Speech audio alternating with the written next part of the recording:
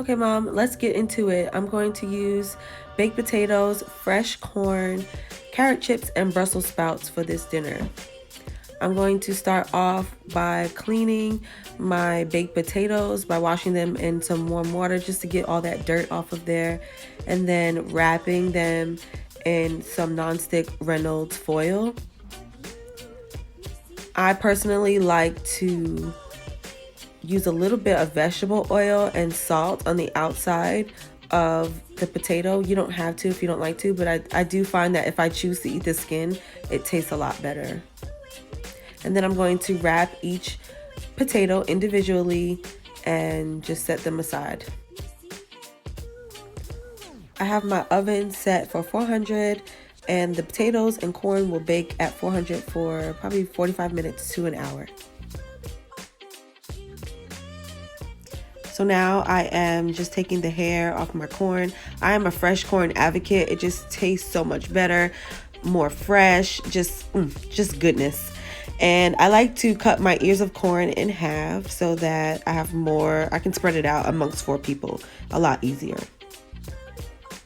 So I take a sharp knife and I kind of just cut in a circular motion, and then once I've made it in a complete circle around the ear of corn, I will just snap it in half with my hands. You will not be able to cut through the whole corn, so just don't even try, okay? You will hurt yourself. So around in a circle as best you can, and then snap it in half.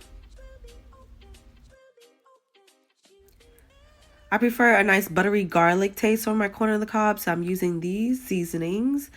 I will try my best to put below how much of each seasoning I use, but I do like a garlic herb taste to my corn on the cob.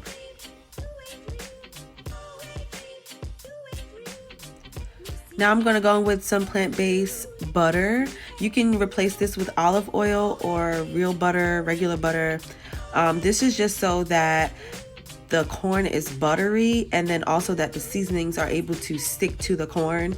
I find that if you don't have as seasoned corn as you need. So with the leftover butter that's not melted, I'm going to go in and massage it into each individual piece of corn so that each piece of corn has some nice buttery goodness.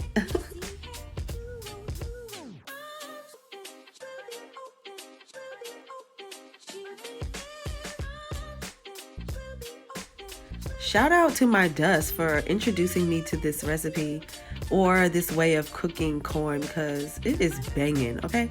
So anyways, I'm going to take my corn and individually wrap it in foil, and as I said, I'm going to just stick it in the oven with the baked potato so that it can all bake for about 45 minutes to an hour.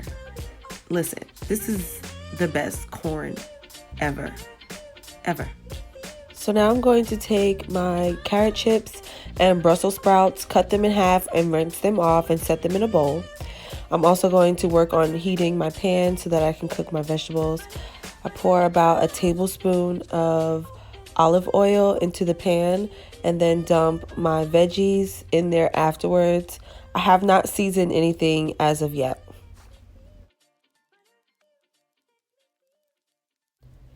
Using about a teaspoon of each, I'm going to take McCormicks vegetable seasoning and some black pepper and sprinkle it across my veggies. I'm also going to use about a teaspoon of complete seasoning and a teaspoon of butter. I'm going to mix that in and cook it over medium heat until everything is melted together.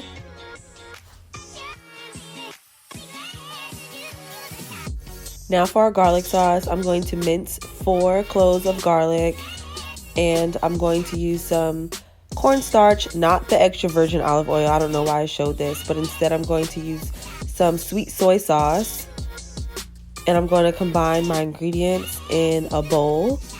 I will have some measurements linked in the description box below, so just reference that in order to make this garlic sauce. Next, I'm going in with some vegetable broth, my cornstarch, and then I'm going to mix all of that in together, and then I'll also add in my garlic, my minced garlic.